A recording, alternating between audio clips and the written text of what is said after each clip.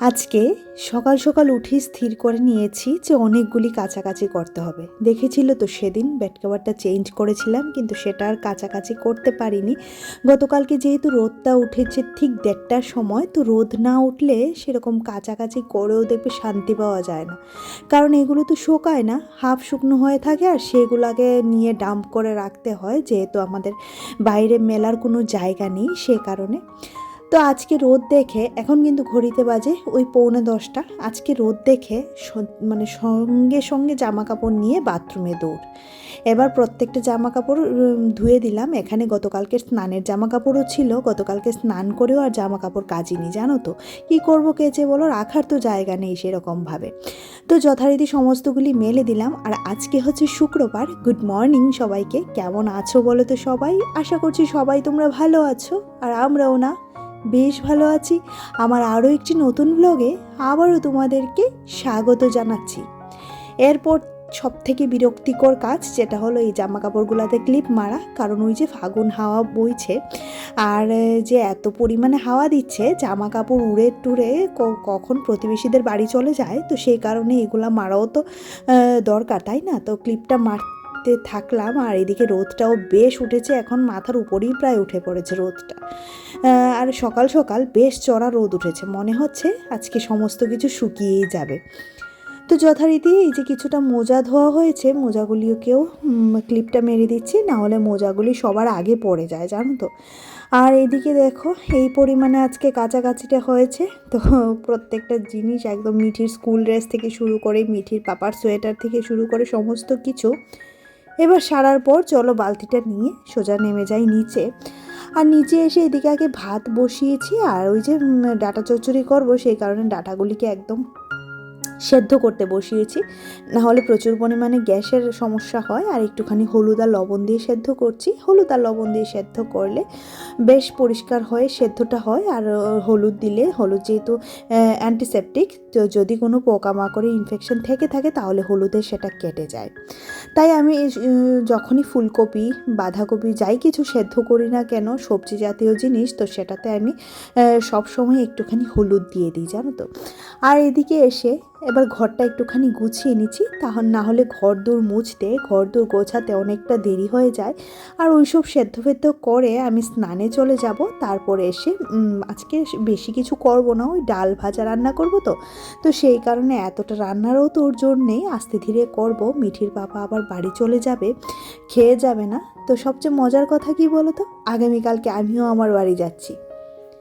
ও চলে গেছে আজকে ওর বাড়িতে, আগামীকালকে আমি আমার বাড়িতে যাব। আর ও না আমাকে নিয়ে যেতে চাইছিল, কারণ বিয়ে বাড়ির একটা নেমন্তন্ন ছিল, কিন্তু যেহেতু দুদিনের ছুটি পেয়েছি, মিঠি টিচার, আর্টের টিচার রোববারে আসছেন না, তো সেই কারণে ভাবলাম আমিও তো অনেক দিন হয়েছে আমার বাবার বাড়িতে যাইনি, তো মাও যখন ওখানে আছেন, তো সেই কারণে একটুখানি মাকেও দেখে আসা যাক, আর একটুখানি বাড়িতেও ঘুরে আসা যাক। তো সেই কারণে ভাবলাম আগামীকালকে আমিও যাব, একদিনের জন্যই যাব, আগামীকালকে যাব, আবার পরশুদিন মানে রোববারে চলে আসব। আর এদিকে তোমরা তো দেখতেই পাচ্ছ আমার বিছানাতে কি সুন্দর রোদ আসছে, আর অনেকে কিন্তু এই রোদটা নিয়ে বেশ ভালো কমেন্ট করো।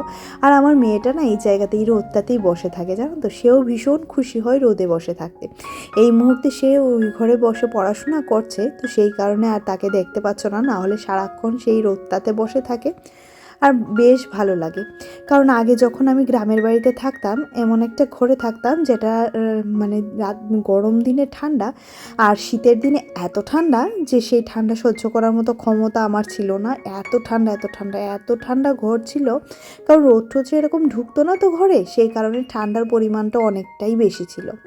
আর এখানে এসে এই ঘরে এতটা পরিমাণে রোদ আসে, বেশ ভালো লাগে। গরম দিনে হাওয়াটাও কিন্তু ভালোই আসে, যেহেতু দক্ষিণ দিকে জানালা, তো সেই কারণে দক্ষিণ দিকের জানালা থাকলে নাকি রোদ হাওয়া সমস্ত কিছু আসে, যেটা আমার শোনা।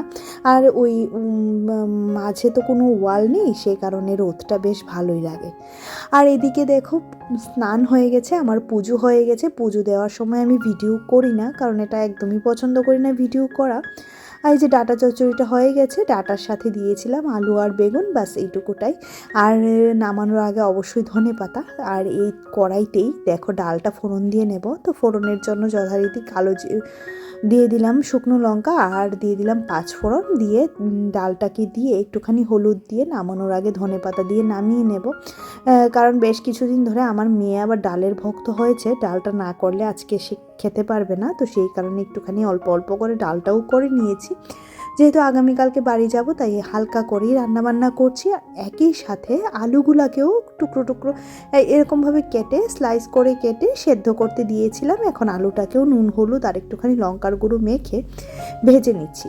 আর এই আলু ভাজাটা কিন্তু আমাদের ঘরে প্রত্যেকেই ভীষণ ভালোবাসে, বিশেষ করে মিঠির পাপা তো ভীষণ পছন্দ করে এই আলু ভাজাটা। আর ওইদিকে দেখো আমি ভাতটাকে একটুখানি ভাতটা একটুখানি বসিয়েছিলাম, তারপর ডিম সেদ্ধ করতে বসিয়েছি, আর একটুখানি ডিমও সেদ্ধ করব। আর একদমই মাছ আর ডিম ছাড়া মেয়েটা আবার খেতে চাইবে না, ডিম হলে বেশ খুশি হয়, মাছটা তো ইদানিং খেতে চাইছে না। আর এই যে আজকে আমাদের লাঞ্চ মেনু, দুখানা ডিম সেদ্ধ আর এই যে আলু ভাজা, ডাল আর একটুখানি চচ্চড়ি তো ছিলই। চচ্চড়িটা মিঠি খাবে না, এই মুহূর্তে মিঠিকে খাইয়ে দেওয়ার মতো সময় নেই আমার হাতে, না হলে আমি ধরে বেঁধে খাইয়েই দিতাম। আর ডালটাও বেশ ভালো হয়েছিল। আর দুপুরে খাওয়া দাওয়ার পর বাসনপত্র এমনিতেই রেখে দিয়ে এসেছিলাম, রাতে খাওয়ার সময় ধোবো, এখন আর ভালো লাগছিল না। তারপর দেখো এটা হচ্ছে সন্ধেবেলা। আর কেন সিংহাসনের ভিডিওটা করছি বলো তো, আজকে এই কাপড় চোপড়গুলো সমস্ত কিছু চেঞ্জ করব। যেহেতু সরস্বতী পুজোর সামনে, সেই কারণে একটুখানি হলুদ কালারের কিছু লাগাবো। যথারীতি দেখো তোমাদের সাথে কথা বলতে বলতে লাগিয়েও নিলাম, কিন্তু কাজটা এতটাও সহজ ছিল না, প্রায় 1 ঘন্টা লেগেই গিয়েছিল এই কাজটা করতে। তো কেমন লাগছে সিংহাসনের ডেকোরেশনটা অবশ্যই করে জানিও। যেহেতু সরস্বতী পুজো আছে, সে কারণে হলুদ একদম বিছানা থেকে শুরু করে সমস্ত কিছুই হলুদ হলুদ করে দিয়েছি। আর এই যে কিছুটা জামা কাপড় শুকিয়েছে, আর যেগুলো একটু বেশি ভারী সেগুলো আর শুকায়নি, জানো তো, সেগুলো এমনিতেই রয়েছে। যথারীতি এবার এগুলিকে ভাঁজ করে জায়গাতে রেখে দেব, জায়গাতে রেখে তারপর ঘরটা একটুখানি গুছিয়ে নেব, যতটুকু এলোমেলো আছে একটুখানি গুছিয়ে নেব।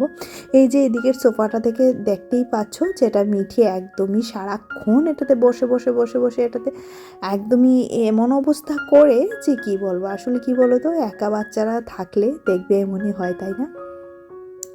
আর বাবার বাড়ি যাব আনন্দে, আজকে কিন্তু আমার মনে হচ্ছে ঘুমই হবে না, জানো তো, কারণ অনেকটা দিন হয়ে গেছে বাবার বাড়িতে যাই না। অনেক দিন বলতে অনেক দিন হয়ে গেছে, সে কারণে আমার মনে হচ্ছে না আজকে রাতে আর আমার ঘুম হবে। আর রাতে না এডিটিংটা সেরে রেখে ঘুমাবো। তো যদি কারো নাম না নিতে পারি বা যদি কারো কমেন্ট না পড়তে পারি, তাহলে বুঝে নিও যে কারোর কমেন্ট আসেনি, সে কারণে পড়া হয়নি। আর এদিকে সমস্ত কিছু গুছিয়ে নিচ্ছি, সাথে কিন্তু বেড কভারটাও গুছিয়ে নিচ্ছি, যেটা প্রায় 3 দিন হয়ে গেছে ধুয়ে দিতে পারছি না, আজকে যাককে ধুয়ে শুকিয়ে ঘরে আনতে পেরেছি। এবার প্রত্যেকটা জিনিস ভাঁজ করে করে জায়গা মতো রেখে দেবো, যাতে হাতের কাছে সবাই সবটা পেয়ে যায়। আর এই যে এখন যদি এই জামা কাপড়গুলো ভাঁজ না করতাম না, তাহলে কিন্তু ঘরটা অগোছালো থাকতো। আর আগামীকালকে যেহেতু আমি বেরিয়ে যাব, আর কোথাও যাওয়ার আগে না আমি আমার ঘরটাকে সুন্দর করে গুছিয়ে রেখে যাই, যাতে ফেরত এসে কোনো অগোছালো ঘর না দেখি। সেটা আমার একদমই ভালো লাগে না অগোছালো ঘর দেখতে। তো যে কারণে আমি আর মিঠির বাবা যথাসাধ্য চেষ্টা করি কোথাও যাওয়ার আগে সুন্দর করে ঘরদোর গুছিয়ে রেখে যেতে। আর এদিকে দেখো সোফাটাকেও একটুখানি গুছিয়ে নিচ্ছি, বেশ সুন্দর করে গুছিয়ে নিচ্ছি। আর সোফাটাতে মিঠিকে বলেছিলাম বসার জন্য, তারপর আবার ভাবলাম যাকে বিছানায় বসে আছে সেখানেই থাকুক, আবার না হলে সোফাটাকে এসে নোংরা করবে। আর এদিকে দেখো কি পরিমাণে যে কাপড় চোপড় পরেছে গোপুসোনার সিংহাসন থেকে, দেখো এগুলিকে আগামীকালকে তো থাকছি না, তারপরের দিনও আস্তে আস্তে দুপুর গড়িয়ে বিকেল হয়ে যাবে। তো সেই কারণে এটা যদি পারি তাহলে সোমবারে ধুয়ে দেব, না হলে অন্য দিন ধুয়ে দেব। আর এর পরপর না বেশ কিছু বিয়ে বাড়ির নেমন্তন্ন আছে, আমার ননদের বাড়িতে কালী পুজোর নেমন্তন্ন আছে, সমস্ত মিলিয়ে একটুখানি ব্যস্তই থাকবো। তো চলো একটু কমেন্ট পড়ে নেওয়া যাক, যেটা প্রতিদিন করি, যা তোমাদের এতটা ভালোবাসা পাই, যার জন্য আমার ভীষণই ভালো লাগে, জানো তো। সেই কারণে তোমাদের কমেন্ট না পড়ে আমি একদমই থাকতে পারি না। আর যে কটায় কমেন্ট এসেছে সে কটায় আমি পড়ার চেষ্টা করছি। আর এদিকে দেখো আমার রুম্পা দিদিভাই, লাইফ উইথ স্মাইলের রুম্পা দিদিভাই বলেছে, অবশ্যই মিঠি দুষ্টামি করলে তোমাকে শাসন করব, মিঠিমা কি আমার খুব ভালো লাগে, মিঠির জন্য অনেক ভালোবাসা। তো অসংখ্য ধন্যবাদ দিদিভাই, আর তোমরা যে মিঠিকে এতটা ভালোবাসো তার জন্য অসংখ্য অসংখ্য ধন্যবাদ। তো এদিকে দেখো আমি কিন্তু ঘরদোর প্রায় গোছানোর পথে, প্রায় গুছিয়ে নিয়েছি। এবার রান্নাঘরটাও গোছাতে হবে, কারণ রান্নাঘরেও বেশ কিছুটা বাসন পড়েছে, দুপুরবেলার বাসনগুলো মাজা হয়নি। এই হয় আমাদের একা ঘরের বউদের, জানো তো, যখন ইচ্ছে করে ঠিক তখনই মনে হয় করি। আর একদিকে কি বলো তো, এটাও ভালো, না হলে ওই কি মানে একদম কাজের মানে কাজ করতে ইচ্ছে না করলেও কিন্তু দেখবে কাজ করতে হয়। তো সেই কারণে না একার সংসারে এই জিনিসটা একটু ভালো, কিন্তু ওই যে একা থাকতে হয় সেটা একদমই ভালো লাগে না, যেহেতু কখনোই আমার একা থেকে সেরকম অভ্যাস নেই। আর এদিকে বেশ কিছুটা বাসন তো বলেইছিলাম, দুপুরের বাসন, তার সাথে চায়ের বাসনও পড়েছে। তো সমস্ত কিছু আগে ধুয়ে নেব, আমি আবার ঘরটা না গুছিয়ে না ধুয়ে খাওয়া দাওয়া করতে পারি না, জানো তো। তো এইগুলা ধুয়ে একটু খেয়ে নেব। আর ব্রোকলিটাকে একটুখানি ভাজা করেছিলাম, ব্রোকলি ভাজা ডাল দিয়ে মিঠি খাচ্ছে। আর যেহেতু ভাজাটা করেছি সেহেতু গ্যাসটাও নোংরা হয়েছে, একই সাথে গ্যাসটাও মেজে নেব।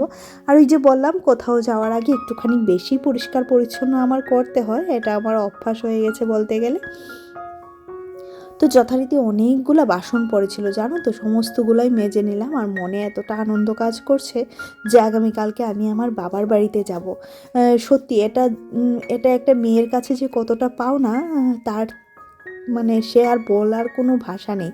তোমরা যারা আমার মতো দূরে থাকো, বাবার বাড়ি শ্বশুরবাড়ি দূরে, একমাত্র তারাই বুঝতে পারবে। আর যাদের বাবার বাড়ি শ্বশুরবাড়ি একদম খুবই কাছে, তারাই ফিলিংসটা কখনোই বুঝতে পারবে না। তবে একটু মন খারাপ হচ্ছে, মিঠির বাবা যাচ্ছে না এবার আমার সাথে, তো সে কারণে একটুখানি তো মন খারাপটা হচ্ছেই, কিন্তু তারপরেও আমি যাচ্ছি, সেটা আমার কাছে অনেক আনন্দের। আর দেখি গিয়ে তোমাদের সাথে কতটুকু কি শেয়ার করতে পারি, অবশ্যই যতটুকু শেয়ার করা ঠিক ততটুকু তোমাদের সাথে তুলে ধরার চেষ্টা করব। আর যতটুকু টাইম পাবো পুরোটাই আমি আমার বাড়িতে আমার নিজের মানুষের সাথে কাটাবো। তো যথারীতি সমস্ত কাজ শেষ, এদিকে টেবিলটাকেও মুছে নিলাম। এবার চলো আজকের মতো ভিডিওটা তাহলে এখানেই রাখছি। ভিডিওতে কিছু ভালো লাগলে অবশ্যই একটা লাইক করে দিও, কমেন্ট করে জানিও যে কি ভালো লেগেছে। আর পারলে চ্যানেলটিকে সাবস্ক্রাইব করে দিও, পাশে থাকা বেল আইকনটিও ক্লিক করে দিও, যাতে করে আমি যখনই ভিডিও আপলোড করি নোটিফিকেশানটা তোমরা পেয়ে যাও। ততক্ষণের মতো tata, bye bye, good night. সবাই ভালো থেকো, সবাই সুস্থ থেকো, আর অবশ্যই করে নিজের শরীরের খেয়াল রেখো, কারণ আমরা হাউসওয়াইফ, নিজের শরীরের খেয়ালটা আমাদেরকেই রাখতে হবে। তো সেই কারণে নিজের শরীরের খেয়াল রাখাটা দরকার। একই সাথে এই জায়গাটাকে দেখো খুব সুন্দর করে গুছিয়ে নিলাম। তো চলো টাটা, দেখা হচ্ছে পরবর্তী আরও একটা ব্লগে।